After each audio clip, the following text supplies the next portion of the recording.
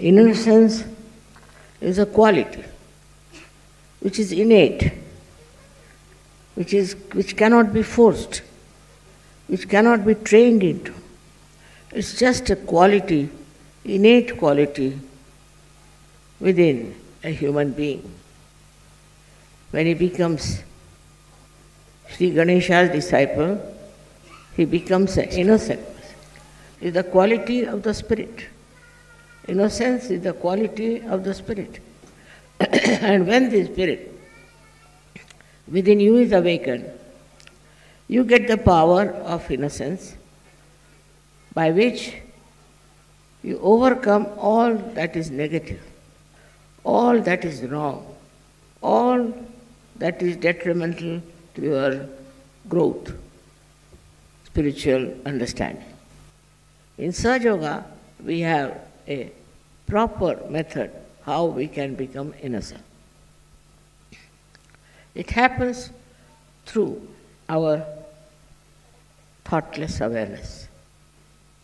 If you are in the state of thoughtless awareness, then what happens? You do not react. You do not get involved into wrong things.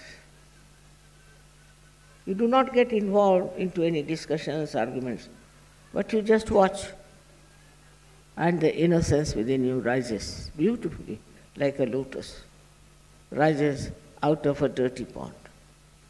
So whatever may be the circumstances, when you are in thoughtless awareness, you do not react.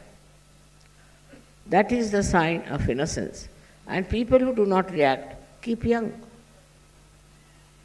They will never show their age. They keep young. Because to react is not a very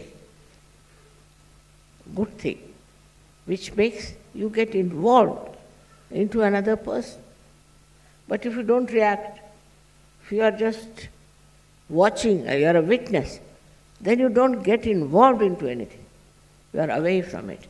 And that's how your innocence grows and you get very confident. This innocence is something which is absolute, honest intelligence. It is not that it works for the purpose, some purpose, but it is purposeless. It's absolutely purposeless. And thus it achieves that height of joy because there is no purpose in anything. It sees the futility of all kinds of endeavors that we have. It just enjoys. Why people are running up and down, why are they fighting? Just stands up and sees that why should they do it like that. Some may think they are all right, there's nothing wrong with them, but it's not so. Innocence is something, I told you, is an innate quality.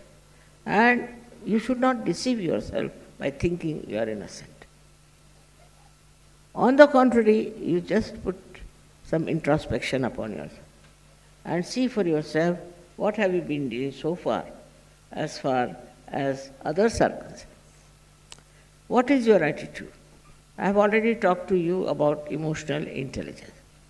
Emotional intelligence is the expression of innocence. It is the expression of Sri Ganesha. Children who are gifted with this will always try to please you. They know what you want, what you need. They'll give you all the joy that you want. They'll do all the things that you like, just to please you. They don't have their own wants. They don't want to have their own demands. They never say, I want this, you do for me, never. They just want to see what you want. What do you want to have? And they put all the effort to supply you with that, whatever you want. It's very interesting how the children behave towards others, elders. Just like, I would say, a great understanding, we should say, like a very elderly personality. So in innocence you become extremely grown-up, matured, very matured. With that maturity, you know what this person needs and what the other person should not have. And the way they establish is very interesting. So the second thing is that innocence is joy-giving. Innocence gives joy to people. Anything said innocently, anything done innocently is very, very joy-giving. And in that, you see the person so transparent, so beautiful, that you enjoy that transparency and that sanctified innocence. There's nothing wrong in wearing good dresses, nothing wrong in eating good food, nothing wrong in having conversation with. But in all that, it is the respect of the innocence, the expression of innocence should be there. With this innocence, we can solve the problems. All the problems of the world can be solved.